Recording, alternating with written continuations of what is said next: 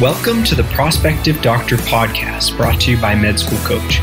Each week we cover topics related to the pre-med journey to medical school and beyond, from the MCAT to completing your application and from starting medical school to choosing a specialty. Our podcast will provide essential information for anyone contemplating a career in medicine. Hey everyone, thanks so much for joining me today. It's Dr. Marinelli here.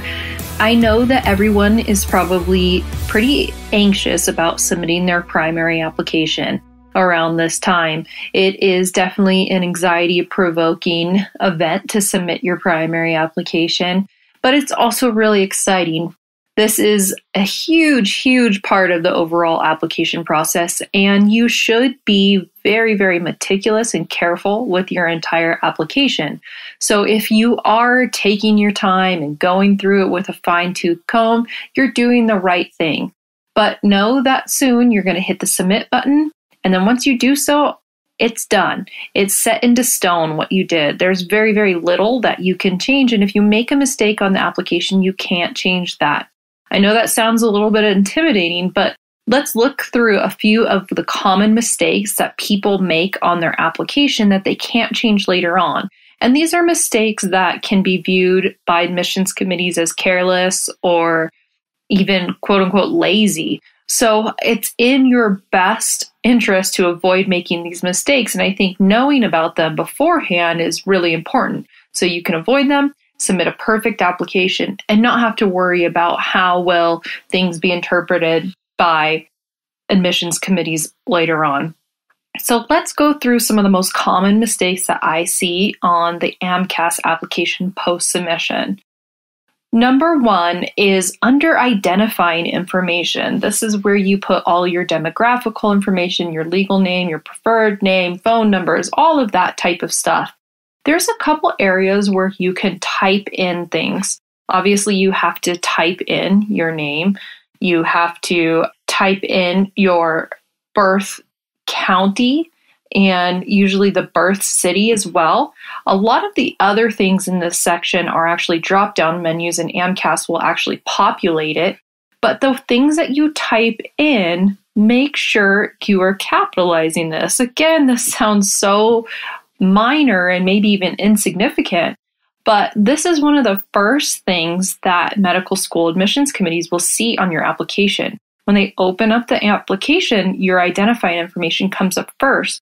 And if they see a lowercase first name or a lowercase birth county, like let's say Los Angeles with a lowercase L and a lowercase a, that looks pretty careless. And just looks like you didn't take the time to really put in the effort to your application. Again, a super minor point here and a minor mistake it may seem, but if you have 10,000 applications sitting on your desk, this may be one that you kind of already have an initial bad taste in your mouth, so to speak. You may not want to review this application more thoroughly. You may think that this person is lazy or just didn't even put in the time to really proof their application. And so you may gloss over the rest of it, or you may actually even put it aside. So it seems like a minor thing, but make sure that you're putting in all of this information properly. Okay, another area in your application that is very important is the biographical information. So this is about the third section in your application, and this really goes into more demographical information about yourself, your address, your alternative contact, citizenships, language, your childhood home. Again, there's a few things that you're going to have to type in here, so make sure you're capitalizing that and putting them in properly. The other thing that I see is people not entering enough information here. You don't have to make things perfect, but you should be entering as much information that you know about your situation. For example, I see a lot of people putting decline to answer for their family income level. This is just something that admissions committees view. This is not going to significantly impact your application. They do not determine financial aid based on this information. It's really just to kind of contextualize your application. So put this in there. There's not a reason to really decline to answer this information. And I see that through lots of other examples as well, like, did you receive a Pell Grant?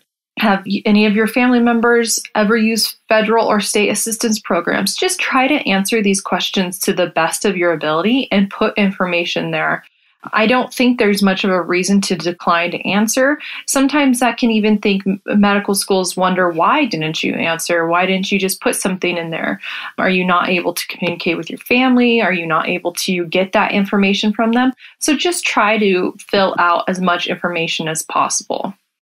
Number 3, the most common mistake I see, and this will show up on your application pretty readily, is going to be your coursework. So putting in your coursework, and we've talked about this before, it's super meticulous. It takes a long time to put in all of your courses accurately.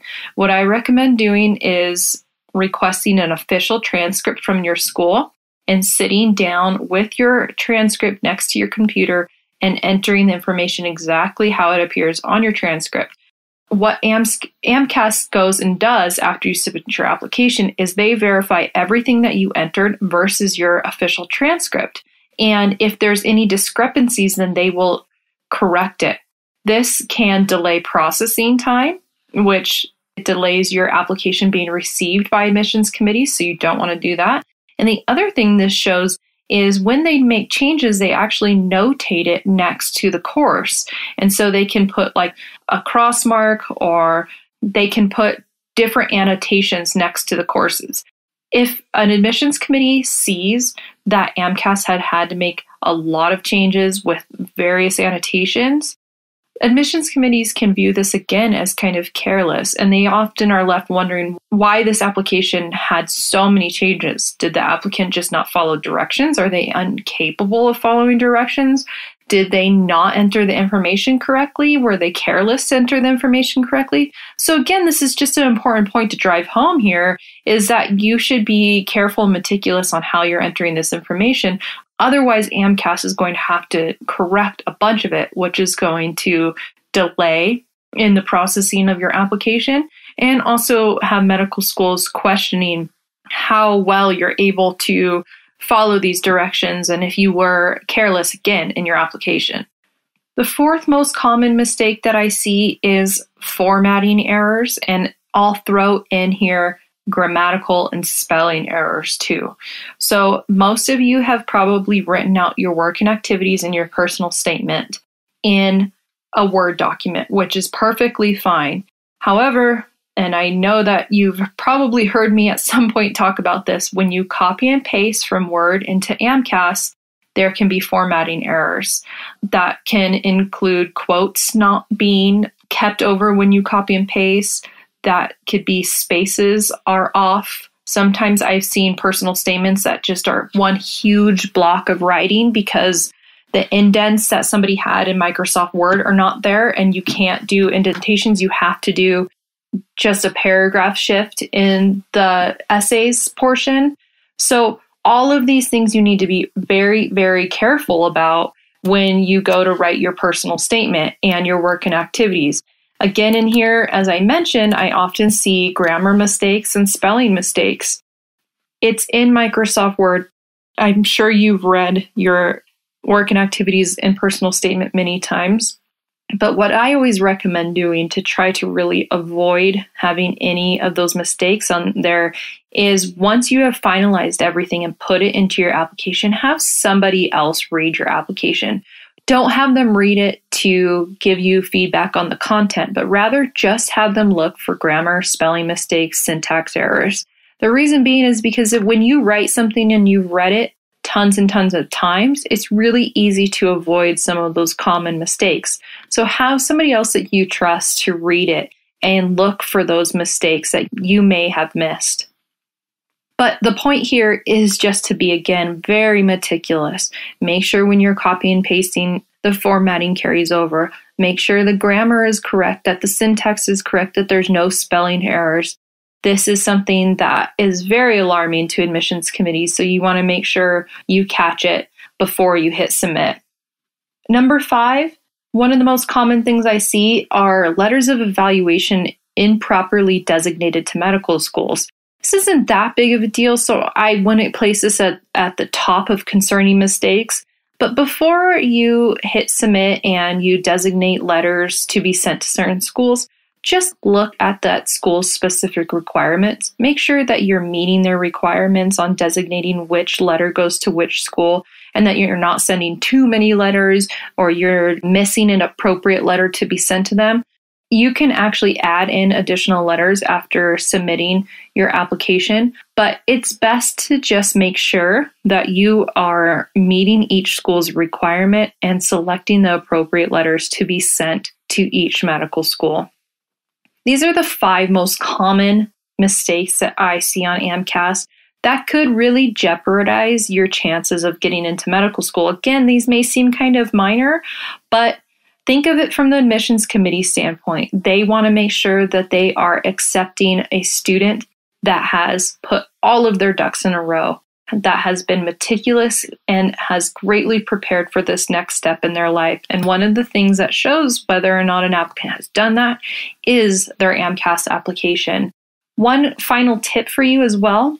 Before you hit submit on the application main page, you can actually select print application, and this will create a PDF of your application that you can view. And this is very, very similar to what medical schools will receive. They'll receive all of that demographical information, coursework, work activities, essays, letters of evaluation, etc. Obviously, you won't get to see your letters of evaluation, but you will get to see everything else you entered to make sure that it's correct and to ensure that there's no grammar or syntax errors there as well. Hopefully this has been helpful. Let's try to avoid all these mistakes so that you submit your application perfectly to medical schools and really maximize your chances. Thanks everyone for listening. Our mission is to inspire, encourage, and inform students as you journey through a rigorous and intricate process of achieving your dreams in medicine. Visit us at prospectivedoctor.com and medschoolcoach.com for more essential resources in your medical school journey and beyond.